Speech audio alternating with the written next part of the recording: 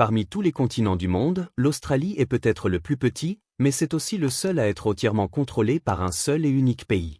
Presque tout le monde sait que l'Australie est immense en superficie, mais très peu peuplée en termes d'habitants. Pourtant, très peu de gens comprennent vraiment l'échelle absolue de cette faible densité de population sur le continent australien.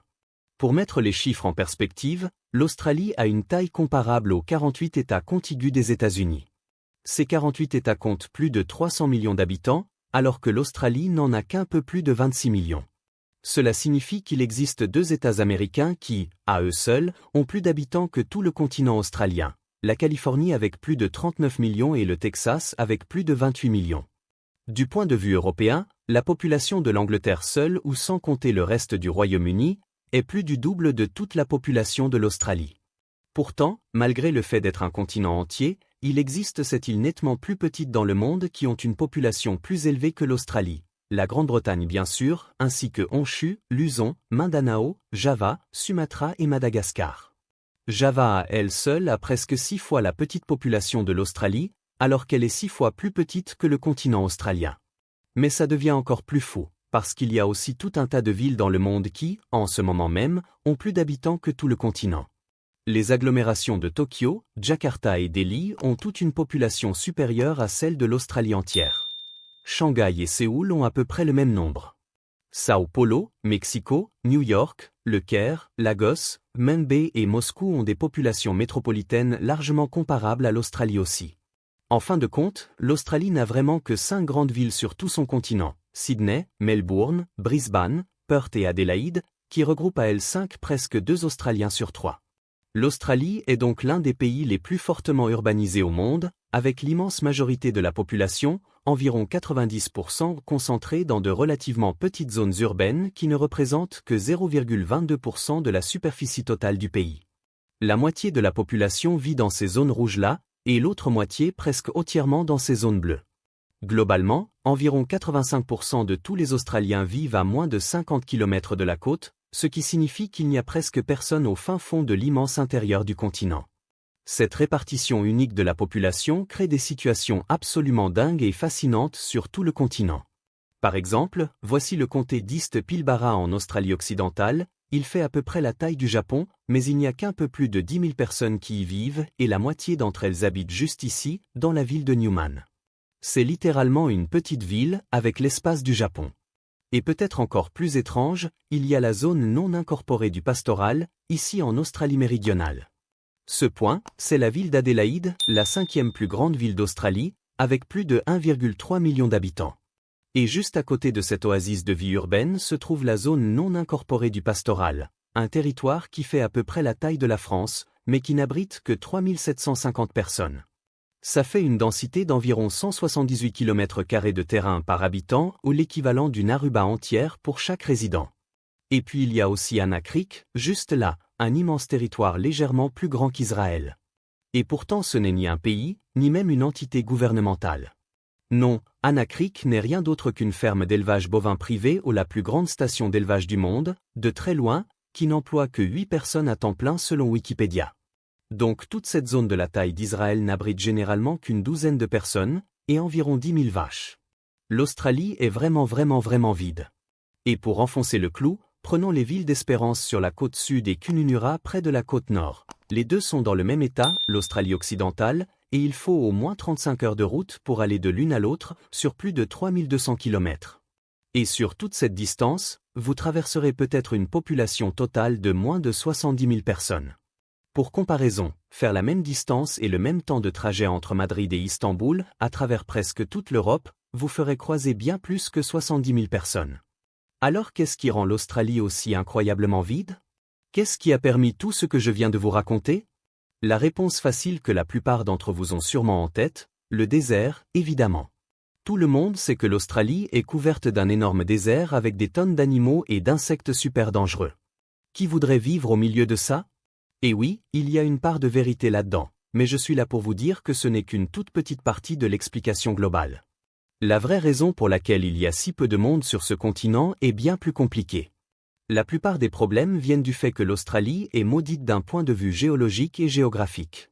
Située relativement près de l'Antarctique, le continent gelé, la côte ouest de l'Australie est constamment balayée par des courants océaniques froids venus de l'océan austral. Résultat, pas assez de chaleur pour provoquer une évaporation à grande échelle, donc presque pas de nuages de pluie sur une grande partie de l'ouest.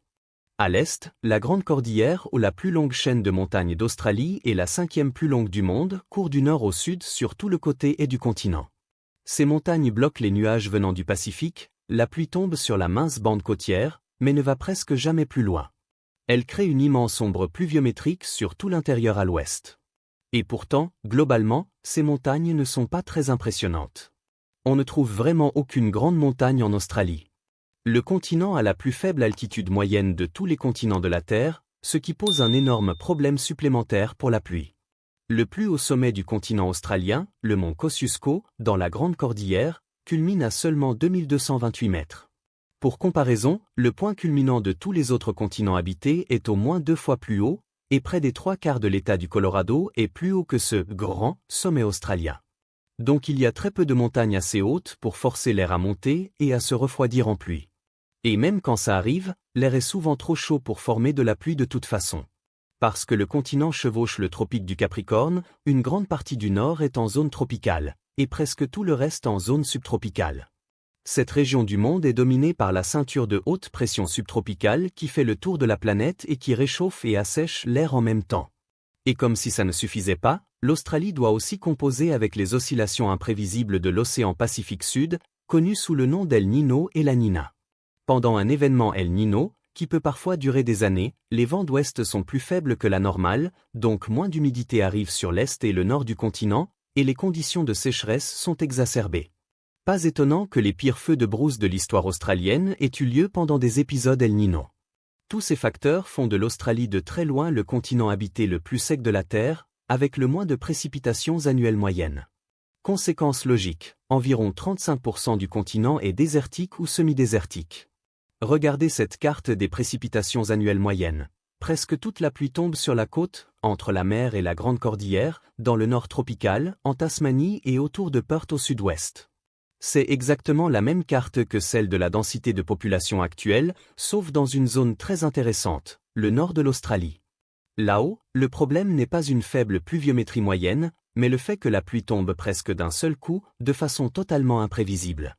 Comme partout dans les tropiques, le nord de l'Australie connaît une saison humide et une saison sèche. À Darwin, la plus grande ville de la côte nord, il tombe en moyenne plus de 1800 mm de pluie par an, ou presque 3 fois plus que Londres. Mais la quasi-totalité tombe en 4 mois, entre décembre et mars, pendant la mousson et les cyclones tropicaux. Et quand on s'éloigne de la côte, l'intérieur entre la côte nord et le tropique du Capricorne subit certaines des pluies les plus irrégulières de la planète. En 1898, un cyclone a déversé 740 mm de pluie en un seul jour sur une petite ville du Nord, plus que la moyenne annuelle de Londres. Mais quelques décennies plus tard, en 1924, sans cyclone, la même ville n'a reçu que 4 mm sur toute l'année ou moins que la moyenne annuelle du Sahara. Et ce n'est pas seulement l'irrégularité des pluies qui rend l'eau douce rare, c'est aussi l'absence de grands fleuves décents. Le plus important système fluvial du continent est le bassin Murray-Darling, dans le sud-est, dans l'une des zones les plus peuplées. Mais franchement, il est nul pour soutenir une grande civilisation. D'abord, les eaux coulent vers le sud-ouest et se jettent sur la côte sud, pas idéale. Ensuite, la majeure partie du bassin se trouve à l'ouest de la Grande Cordillère, donc dans la zone qui reçoit très peu de pluie. Résultat, le débit annuel moyen n'est que de 24 000 gigalitres, le plus faible de tous les grands systèmes fluviaux du monde. Pour comparaison, le Mississippi fait plus de 530 000 gigalitres par an, soit 22 fois plus. Pourtant c'est le meilleur que l'Australie ait. Ce bassin fournit l'eau potable à environ 3 millions d'Australiens et la zone autour est devenue le cœur agricole du pays, produisant presque toute la nourriture des 26 millions d'habitants, plus de quoi exporter vers des millions d'autres en Asie. Mais avec le réchauffement climatique qui aggrave les sécheresses, l'eau du Murray-Darling devient de plus en plus rare. 9 des 10 années les plus chaudes enregistrées ont eu lieu depuis 2005. Les températures plus élevées augmentent l'évaporation, et avec déjà peu de pluie, certaines sections du bassin restent complètement à sec pendant des mois. Et ce n'est pas seulement l'eau douce qui manque pour soutenir une grande population, c'est aussi la terre agricole de bonne qualité. Encore une fois à cause de la géographie, de la géologie et de la localisation. Dans le nord de l'Australie, il n'y a pas eu de formation de nouvelles montagnes depuis l'ère précambrienne, il y a 1 à 2 milliards d'années, ni d'activité glaciaire depuis le Carbonifère, il y a près de 300 millions d'années. Résultat, les sols de presque tout le nord, près de la moitié du continent, subissent une érosion continue depuis plus de 250 millions d'années, contre moins de 10 000 ans pour la plupart des sols d'Amérique du Nord, d'Europe ou d'Asie. Donc les sols du Nord sont tout simplement nuls pour l'agriculture. Mais voilà le paradoxe. Malgré tout ce que je viens de vous expliquer pendant 10 minutes, l'Australie a en réalité énormément de ressources en eau douce, du moins quand on compare à des pays, pas à des continents.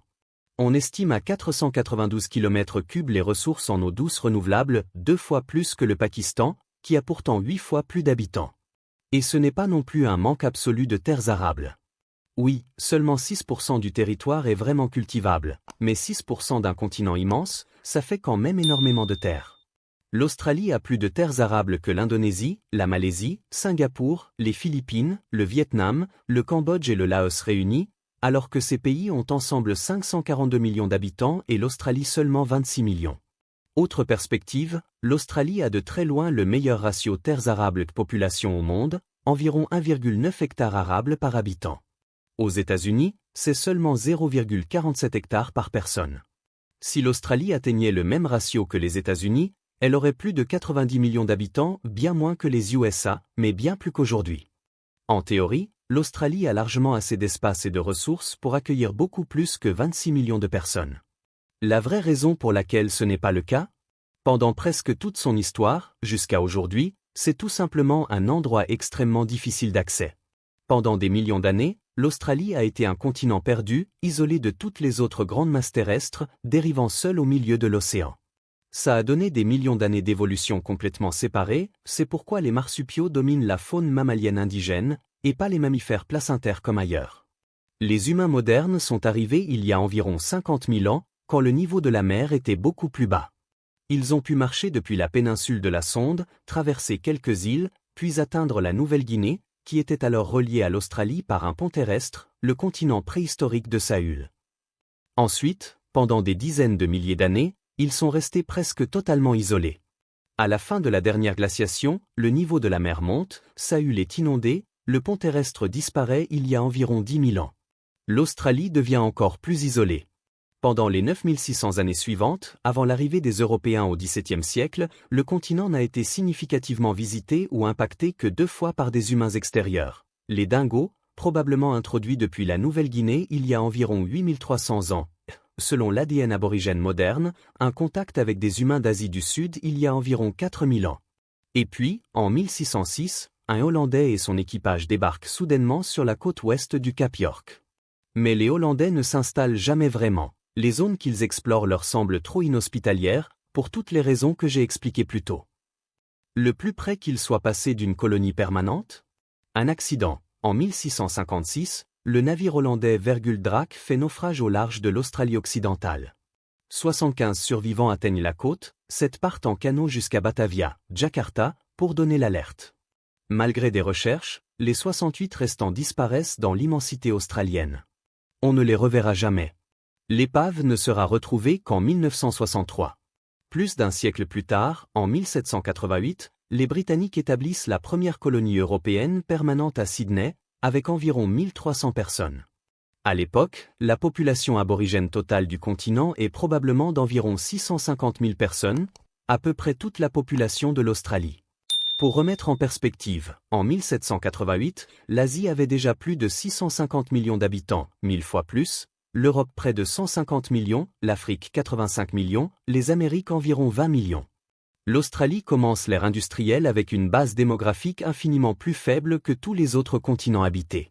Et comme la croissance démographique est exponentielle, elle traîne derrière depuis des siècles. En 1788, les États-Unis fraîchement indépendants comptaient 4 millions d'habitants. Il faudra à l'Australie plus d'un siècle ou jusqu'en 1906 pour dépasser ce chiffre, alors qu'à cette date, les États-Unis approchaient déjà les 90 millions. Pendant presque toute son histoire, l'immigration vers l'Australie vient presque exclusivement des îles britanniques. La découverte d'or en 1851 déclenche une ruée qui fait venir 2% de toute la population des îles britanniques dans les années 1850, doublant presque la population d'un coup. Mais ensuite, l'Australie peine à attirer des immigrants européens, elle est en concurrence avec les Amériques, États-Unis, Canada, Brésil, Argentine, beaucoup plus proches, donc moins chers et plus rapides d'accès. Et à partir de 1901, le gouvernement australien adopte la politique de l'Australie blanche, immigration réservée aux Blancs d'origine européenne, avec une forte préférence pour les Britanniques. Résultat, l'immigration reste un filet d'eau pendant des décennies, alors qu'aux États-Unis, des millions arrivent tous les quelques années. Pendant la Première Guerre mondiale, la population australienne recule même. Un homme sur 5 part combattre en Europe, et 2,5% de toute la population masculine ne reviendra jamais. À la veille de la Seconde Guerre mondiale, l'Australie est un petit pays de 7 millions d'habitants, presque entièrement européen, à la périphérie de l'Asie. Beaucoup d'Australiens blancs vivent dans la peur d'être submergés démographiquement par les pays asiatiques beaucoup plus peuplés. Quand le Japon impérial, 73 millions d'habitants, bombarde Darwin en 1942, la panique d'une invasion est totale. L'invasion n'aura jamais lieu, mais le gouvernement décide qu'il faut augmenter la population pour éviter ce genre de menace à l'avenir. Avant 1945, presque tous les immigrants viennent de Grande-Bretagne ou d'Irlande. Après la guerre, pour la première fois, l'Australie encourage l'immigration depuis tout le continent européen. Les restrictions sont assouplies, et dans les années 1960, 3 millions d'Européens continentaux, baltes, polonais, italiens, balkans, grecs, arrivent, souvent des réfugiés de guerre. Mais l'exclusion des non-blancs reste en vigueur encore longtemps. Ce n'est qu'en 1973, presque 30 ans après la guerre, que la politique de l'Australie blanche est enfin abolie et que la race cesse d'être un critère. Depuis, l'Australie pratique officiellement le multiculturalisme et accueille une immigration multiethnique à grande échelle. Aujourd'hui, la grande majorité des nouveaux immigrants viennent d'Asie, surtout de Chine et d'Inde. L'Australie limite aujourd'hui à moins de 200 000 immigrants par an, ce qui, pour un pays de 26 millions, reste un rythme très élevé. En 2022, près d'un Australien sur 3 est né à l'étranger ou le taux le plus élevé de tous les pays occidentaux développés. L'Australie d'aujourd'hui est fière d'être une nation d'immigrants venus du monde entier. D'ici 2050, la population devrait atteindre environ 36 millions, à peu près comme le Canada aujourd'hui, surtout grâce à l'immigration continue. Mais cette croissance ne sera pas sans défi. Les anciens problèmes naturels, pluies imprévisibles, fleuves qui s'assèchent, sécheresse, immensité sauvage, et les nouveaux, réchauffement climatique, signifient que l'Australie va devoir livrer une bataille épique contre son propre environnement pour continuer à grandir. Et pourtant, malgré tout, le pays est l'un des plus grands producteurs et exportateurs agricoles du monde. Plus de 104 millions de moutons, 4 fois plus que d'humains, deuxième producteur mondial de laine, cinquième de bœuf, plus de la moitié des terres biocertifiées de la planète, leader mondial des amandes et des lentilles. Et le mieux dans tout ça? La riche culture culinaire australienne est parfaitement représentée par le sponsor de cette vidéo, HelloFresh. Avec des recettes délicieuses comme des pancakes sucrés-salés, des morceaux de potiron panés ou des brownies façon Lamington. Si vous êtes comme moi, vous galérez souvent à décider quoi manger le soir, commander cher, manger des plats surgelés pas terribles ou passer des heures à cuisiner. J'ai lutté pendant des années avec ça, jusqu'à ce que je découvre HelloFresh. C'est sain, pas cher, et surtout ultra rapide. Chaque semaine je choisis mes repas dans l'appli, et une box arrive directement chez moi avec tous les ingrédients dans les bonnes quantités. Moins de gaspillage, zéro course, presque zéro préparation, on passe directement à la partie fun, cuisiner. Exemple, j'ai fait un poulet pané aux noix de pécan incroyable en moins de 5 minutes de préparation et moins de 30 minutes de cuisson au total. Bref, HelloFresh rend simplement les repas meilleurs, et c'est pour ça que je l'utilise depuis des années. Je vous recommande vraiment d'essayer. Cliquez sur le bouton à l'écran ou allez sur hellofresh.com et utilisez le code REFEL16 pour jusqu'à 16 repas gratuits plus 3 cadeaux surprises. C'est aussi une super façon de soutenir la chaîne, ça me touche vraiment. Et comme toujours, merci infiniment d'avoir regardé.